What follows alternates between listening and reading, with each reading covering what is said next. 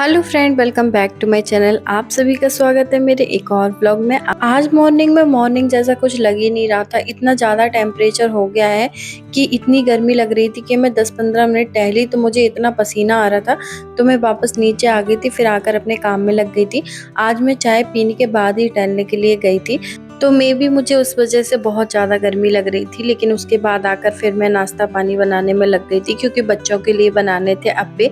मेरी आर्या को अप्पे बहुत ज़्यादा पसंद है, तो मैं अक्सर उसके लिए बनाती रहती हूँ। मैंने थोड़ा सा ही रवा घोला था, क्योंकि और किसी को नहीं खाने थे, सिर्फ बच्चों के लिए बनाए थे। तो यहाँ पर मैंने सादा सिंपल अप्पे बनाकर रेडी कर दिए थे। तब तक मनु भी आ गई। खाओगे आप? आपको पसंद है? तो यहाँ पर रेडी थे हमारे गर्मा गर्म अप्पे। लेकिन आर्या को सॉस हम नहीं देते हैं, इसलिए इसको सादा ही अप्पे हमने दिए थे।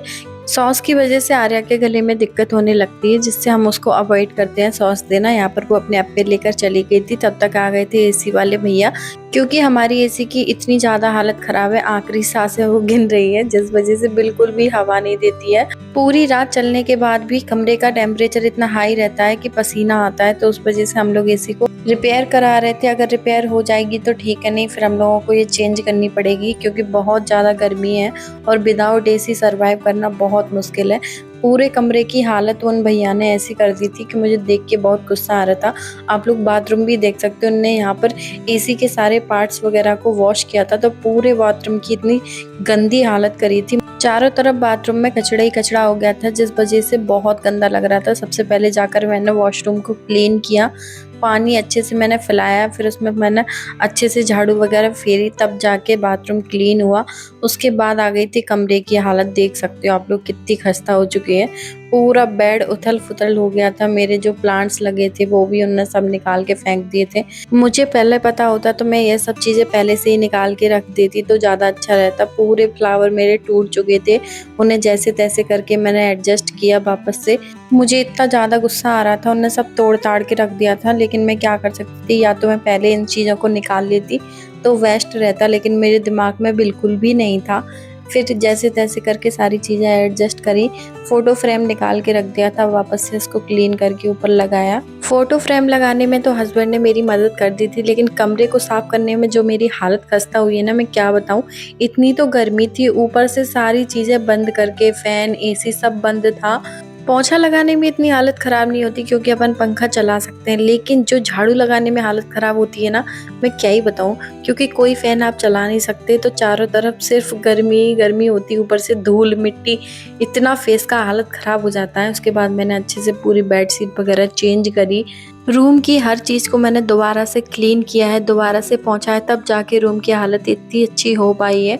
मतलब हर जगह धूल ही धूल हो गई थी, क्योंकि भैया ने यूज़ किया था ड्रिल मशीन, जिससे उन्होंने हॉल बनाए थे ना, तो हॉल में से जो बारीक सी धूल निकली थी ना, वो हर जगह छा गई थी। उसके बाद मैं बाहर आ गई थी, क्योंकि हमारा आज कूलर लगने वाला था, तो कूलर ऊपर छत से निकाल लिया था। तो मैंने अच्छे से उसको क्लीन किया। उसके ऊपर इतनी सारी धूल जमी हुई थी, क्योंकि बाहर ही डला था, उस वजह से बहुत ज़्यादा गंदा हो गया, तो मैंने अच्छे से उसको क्लीन किया।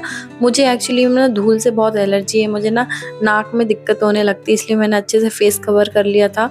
उसके बाद फिर मैंने अच्छे से पूरी छत को दोबारा क्लीन किया। इसके बाद मैं पहुंच गई थी हॉल में, क्योंकि हॉल भी ऐसे बिखरा पड़ा था। बच्चों लोगों के साथ में घर की जो हालत होती है आप लोग समझ सकते हो।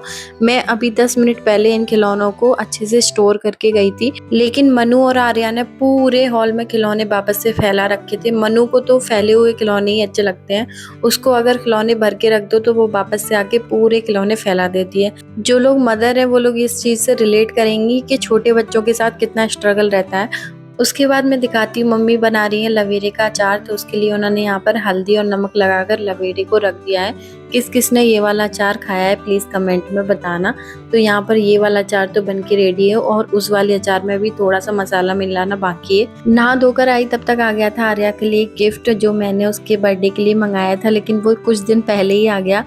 पहले तो मैं इसे सरप्राइज़ रखना चाहती थी, मैं उसको देना नहीं चाहती थी, लेकिन ये उसकी इतनी फेवरेट चीज़ है कि मैं उसको दिए बिना नहीं रह पाई। तो मैंने उसको दिखा दिया था कि मैंने उसके बर्थडे पे क्या मंगाया है, तो वो बहुत ज़्यादा खुश हो गई थी। लेकिन आप लोगों को मैं नहीं दिखाऊंगी, आप लोगों को मैं दिखाऊंगी उसके बर्थडे पे। यहाँ पर मनु के लिए भी मैंने एक गिफ्ट मंगाया था, लेकिन मैडम जी तो रूठ गई। वो दीदी का है, ये आपका है, ये आपका। फेंकना मत, पिट टूट जाएगा। मनु का यही पैटर्न है, जो चीज़ दीदी के लिए आती है उसको वही पसंद आती है, उसके अलावा उसे कुछ नहीं चाहिए होता है। तो उसने अपना गिफ्ट फेंक दिया था और दीदी का गिफ्ट ले लिया था। उसके बाद मैं आ गई थी सारे कपड़े उठाकर प्रेस करने के लिए, क्योंकि मेरे हस्बैंड अभी अभी वृंदावन से आए हैं तो बहुत ज़्यादा कपड़े गंदे हो गए थे, तो उनको मैंने अच्छे से वॉश कर दिया था। उसके बाद मैं प्रेस करने जा रही थी, लेकिन देखा कि अब एसी अभी भी काम नहीं कर रहा था।